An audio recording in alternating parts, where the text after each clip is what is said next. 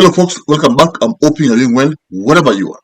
Now, this is Dota Politica, and here we decode power and the state Kenya.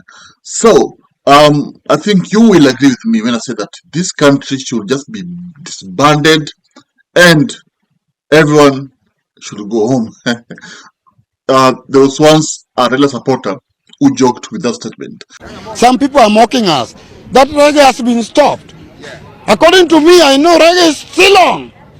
Reggae is going on. And if this thing can touch Raila Odinga, we are going to, this country should be disbanded and everybody should go home. If at all it can touch Raila Odinga. So, just imagine the government is trying to dispose of over 200 bodies at Mount Longonot. Those are not my words, huh? But those are words from one Kioni, the blue member. Nasema kwamba Ruto ameamua kudispose mwili majenzis 200 na huko Mount Longonot. And these bodies, these are people who died probably at the time of Sabasaba protest. And of course, they are unclaimed. Remember, right now, there are parents who don't know where their kids are. Kuna wazazi wenye wajui watoto wao wako wapi. They were abducted and went missing. And that's the truth. So many kids, so many Gen Zs were abducted, wakapotea, na wamepotea, and their parents have been living with the pain. And they love to live with that pain forever. And that is the reality. So, hebu sikia. They want to dispose of 295 bodies, unclaimed, unknown, something that has never happened since 1963. And we think that what Ruto is doing is this commission that he is forming, that he is talking about, compensation commission.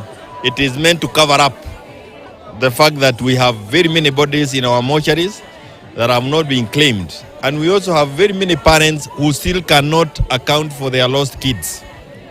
This is after the extrajudicial killings, after the abductions, all those things. So we in the oppositions must remain focused. Kwa sababu Ruto atatucheza tukianza marubano ya kuulizana nani atakuwa mkubwa kuliko ule mwingine. The truth of the matter is that Kenyans have decided on the person they would want to read them from the opposition. Yes, you heard it clearly. Can you think that it is clear that the truck was stuck? Ilibeba mwili. Then it had to be pulled off. Ilikuwa lazima isaidiwe kuvuka yeleke Longonot. You see, it's like a movie. Like, what society are we living in where life does not matter anymore? This statement, of course, as per now, the government haizi kubali huwa wanakataa. In fact, ile mambo Jubaland wamekataa, they always deny. But when you sit down and analyze properly, you will realize that Jeremiah Kioni is actually saying the truth. And he's even saying that the fact that Ruto is forming this committee, they are compensating the Gen Zs who died during protest. It is a cover-up. It's a way of trying to hoodwink the world that the president cares about the lost lives. Okay? And remember, even Ruto kulipa majenzi ama kulipa watu wenye waliuawa is a way it came after America ordered investigation hapa Kenya. Ruto panicked akasema hapana, hii lazima nikuwe na ujanja fulani. And of course he came up with that ujanja ya kujifanya kwamba he is feeling the pain ya Gen Zs waliokufa. So since he has the pain, he wants to compensate them. Of course, I don't believe he's feeling the pain because he's the same person who said that police should shoot the Gen Zs who are protesting. He said that, and we all know that. Wasimuue lakini wapige hii miguu ivunjike ndio aende kotini, aende hospitali akienda kotini. Hapana, hatuwezi kukubali. In fact, even sent Mulkomen to say that Gen Zs wapigwe risasi. So how is he compensating? He's just trying to escape some justice. He's just trying to, lie to Kenyans that yeye anaumwa na angependa, ku angependa kuongea na majenzis kusaidia hao watu. Okay? In fact, you will bear with me. This committee, these people will not be paid. You will see. Remember, even the issue of Gen Zs going to State House were paid border borders. These Gen Zs were never given the border borders. And we are seeing it all over the news. It was just a PR stunt ya kudanganya Wakenya kwamba Ruto ni mtu wa Gen Zs. So he is a very, very, smart, not even smart. I can't call him a smart president. Yeye ni mwongo. That's the right word. Let me not sugarcoat his name. Yeye ni mwongo. So, the Kenyans are now asking themselves questions.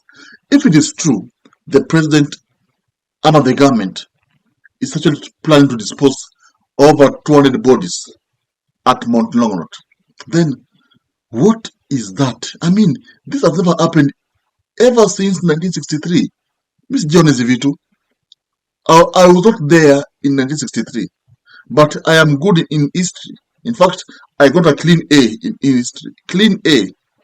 And I know what happened in Kenya since 1963. I've never read this thing happening. Like, how can this government, disregard life? Wanauliwa, wanafungwa kwa city mortuary. You see, it means that the people who are in mortuary, city mortuary, whatever, these people were never their parents were never notified about wao wako pale, because the moment unamtoa wao ako city mortuary, you will cry and you will go public. So ni kama wamefichwa mahali.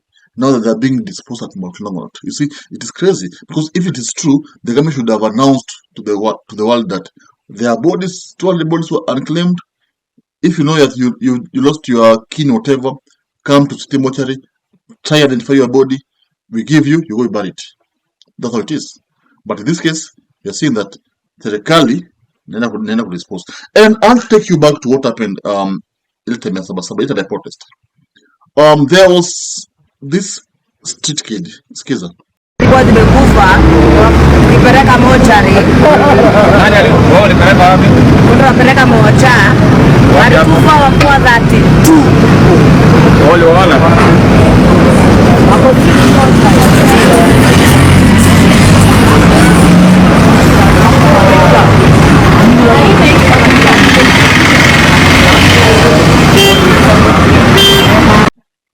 yes, he was actually telling Musiria, the Nairobi, officer, that they were paid to move bodies. Yeah, remember the issue of OTC, whereby it was rumored that some bodies were hidden inside there. People believe that these are the same bodies that are being, dumped in Mount Longonot, at Mount Longonot. Okay, because he said that, and you see, when he was talking, someone cut him short because it's like a leak, a damn secret. Okay, so it shows that indeed there's a close connection between this boy's statement and what's happening now. Now the question is, where are we headed? How will the world receive this news? How will America receive this news? Because America, at the moment, they're actually investigating William Ruto, matters pertaining, the disappearance, the death of Gen Z's, shoot to kill order, the protest, na kila kitu. They're investigating Ruto. That's why Ruto came up with this committee ya kujifanya kama anacompensate. But they are investigating William Ruto. Mbona unaambia polisi in public washoot waue watu? Yet these people are being shot at. You're saying that wauliwe. They're just actually, they are carrying out their constitutional right, because the right to picketing iko katiba. You can protest. You don't kill people when they're protesting. It is their right to protest, and that is the reality. So America is on Ruto's neck. Wanamchunguza zuri sana. And Gachagua went to America akawapea paka evidence. So Ruto is someone who is in hot soup. Anapikwa. It is the reality. It is the reality, guys. The ukweli wa mambo. I'm not, coming up with my own, accusations here, because it's not a lawyer. So that is what is happening now, my people. That is what is happening now. Kweli kwa ground. Mwili zinatupwa Longonot.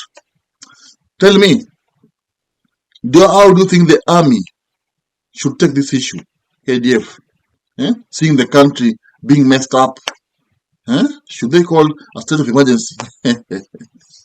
Should they question the president? And again, do you believe it's true? Do you believe it's true? But remember, ever since Mamona protest, mpaka wa leo, dozens of parents still don't know where their kids are. Sorry. Are these the same kids that you want to dumped? Comment and of course submit in this next video. Thank you. If you love politics, then Dr. Politica is your cup of tea. The place for minds that think. If you are watching this from anywhere else, search the name, hit subscribe, and stay sharp with us.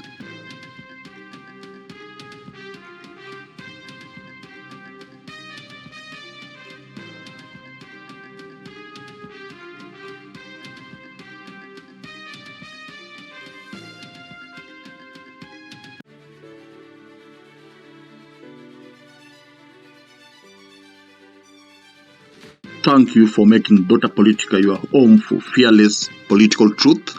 Every view, every like, every share fuels the fire behind the hours of research, filming, and editing we pour into each episode. By showing up consistently, you don't just support a channel, you empower a voice. In a world ruled by headlines, spin, and power games, you remind us that real people still care about real facts. We are here to inform, inspire, and ignite critical thinking, not just for today, but for generations to come. You are not just a viewer, you are the reason this platform exists.